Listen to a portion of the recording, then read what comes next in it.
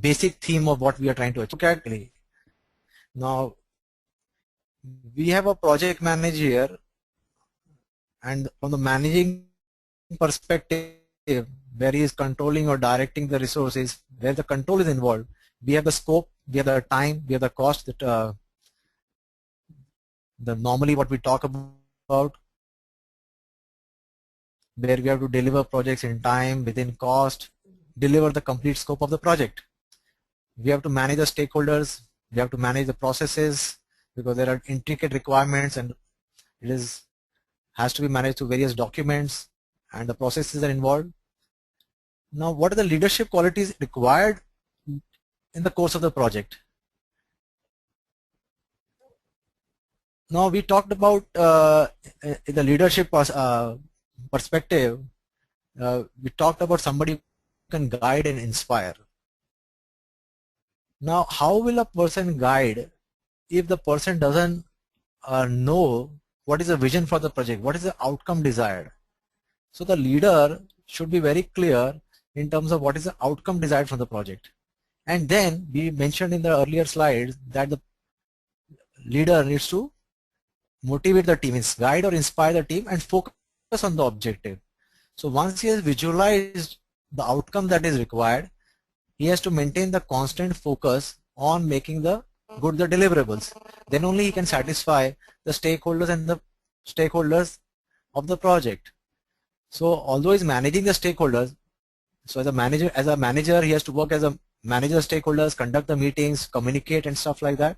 But at the same time, he has to look at the overall objective or the vision of the project, whether that is getting delivered or it will happen, not happen, what are the risks involved.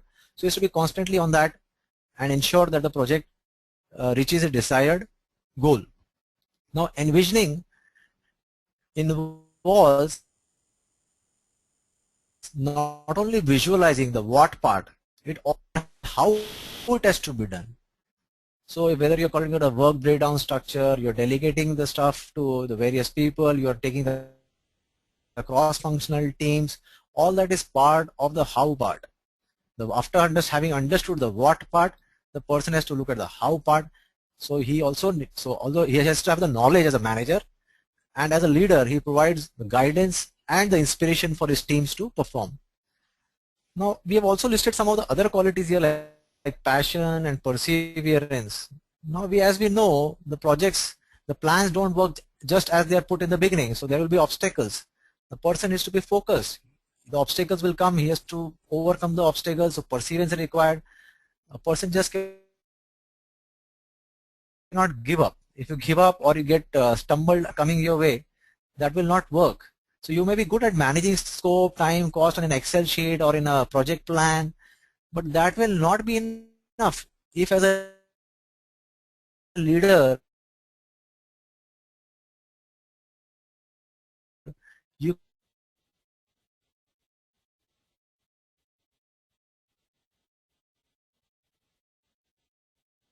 cannot manage risks, you cannot manage the obstacles due to a job. Dhoni as a captain cannot stop, review the situation, look at the mitigation plans, if the run rate is going above or below, what batsman has to go in next, so how the corrective actions have to be taken.